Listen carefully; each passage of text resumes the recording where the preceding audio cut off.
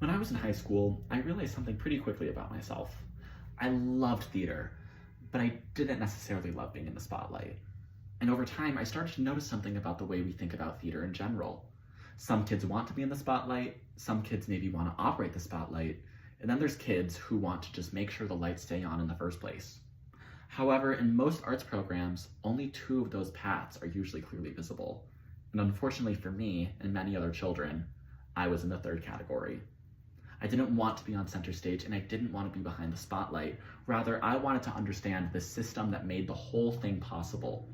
So I looked for it, because in my high school, there were clear pathways for everything else. If I wanted to act, there were classes. If I wanted to do tech, there were structured roles, training, and recognition for that. And I assumed, naturally, that there would be something for someone like me. A role, a class, some kind of introduction to how shows were marketed, funded, organized, and fully sustained. But there wasn't. Nothing. No class, no pathway, and no conversation at all around what arts administration was.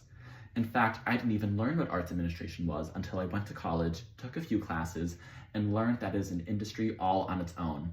So now I can't help but wonder, how is that possible? How are we preparing students so deeply to perform, but not at all to sustain what they create? And that's the problem. We often think the biggest challenge in the performing arts is talent, and it's not.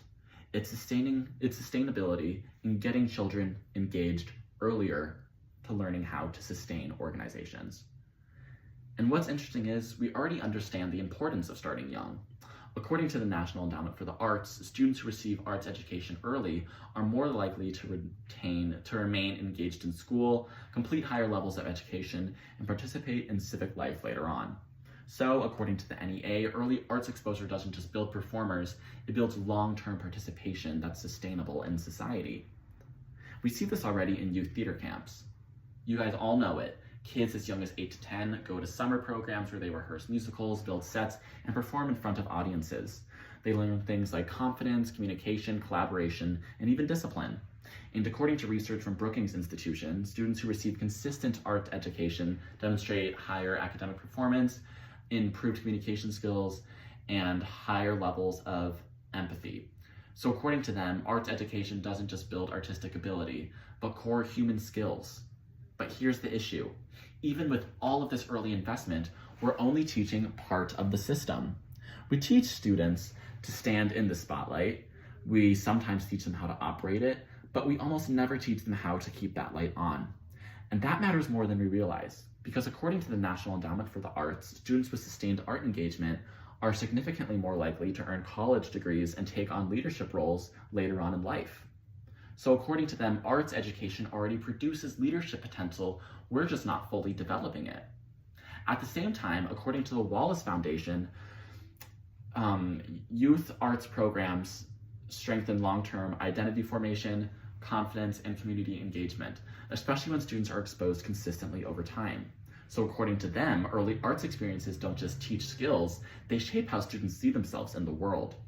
But even in these environments, especially youth theater camps, there's a missing layer, because the spotlight metaphor I used earlier on is actually a system. Some kids are in the spotlight, some kids operate it, and some kids make sure the entire system exists so the lights can turn on at all. But we rarely give students access to that third role when that's maybe one of the most important ones. And I know this personally. In performance spaces, I'm typically in the backstage world. And there's always this moment when questions start to surface, like, why aren't more people showing up? Why are we struggling with funding? Why does our art feel so fragile? Tale as old as time. And usually the answer is, we're figuring it out. And frankly, I don't like that response. But it doesn't have to be that way.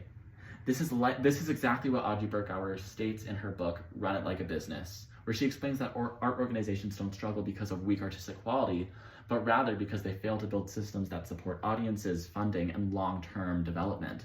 The issue isn't the spotlight, it's everything that keeps it on.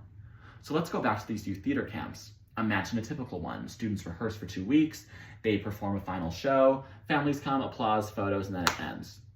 Now, imagine if we expanded that experience. Some students design posters or social media campaigns. Some think about who the audience is and how to reach them. Some track attendance and think about why people came or didn't. and some can rotate into leadership roles and see how it all connects. That's arts administration, and it's completely teachable at that age. Because according to research from Brookings Institution, arts education strengthens problem-solving, collaboration, and critical thinking skills compared to their peers, especially when students are actively engaged in creating or managing their own work. So according to them, students are already developing the foundation for leadership. We just don't frame it that way. And this isn't just theoretical, it's already happening. For example, according to Americans for the Arts, nearly 70% of adults who attend arts events as children are more likely to attend and support the arts later in life. So according to Americans for the Arts, early exposure doesn't just create artists, it creates lifelong audiences and advocates. But here's the gap. We're building the future audiences without building enough future leaders to sustain those audiences' love. At the same time, according to SMU Data Arts, many nonprofit arts organizations report ongoing problems with revenue generation, keeping the doors open, and just running their business in general. However, we wait. We wait until college, we wait until internships, and we wait until someone accidentally discovers arts administration as a career path to solve these problems. By then, we've already lost people who love the arts, who care deeply, but just don't see where they fit in. But what if instead we made that path visible from the beginning? Not as a replacement for performance, but as an expansion of possibility. So a student sitting in the audience or backstage, or even avoiding the spotlight altogether, still sees a future for themselves in the art. And that's the missed opportunity. Because right now we are training students to step into the spotlight, but not preparing them to understand how the spotlight works. But when students do understand the full system, everything changes. They don't just see themselves as performers, they see themselves as leaders, organizers, builders of experience. People who don't just stand in the light, but can make others step into it too. So when we think about the future of performing arts, we need to think differently. It's not enough to train better performers. We need to develop people who understand how to sustain the system around them, and that starts young. So here's the idea I want to leave you with. We already invest heavily in youth arts education. According to the NEA and Wallace Foundation, these early experiences shape academic success, leadership, identity, long-term civic engagement, among many other things. We send kids to camp, we build creativity, and we give them the spotlight. But what if we expanded this vision? What if we don't just teach them how to stand in the light, but how to keep it on? Because if a student can learn how to act at 10, surely they can learn how to promote at 10. If they can collaborate on stage, they should be able to collaborate behind the scenes. And if they can fall in love with the arts, they can learn how to sustain that love. We don't need to wait until college. We don't need to wait until failure. And we don't need to start, we just need to start earlier. Because the future of the performing arts doesn't just depend on talent. It depends on people who know how to keep the spotlight on. Thank you.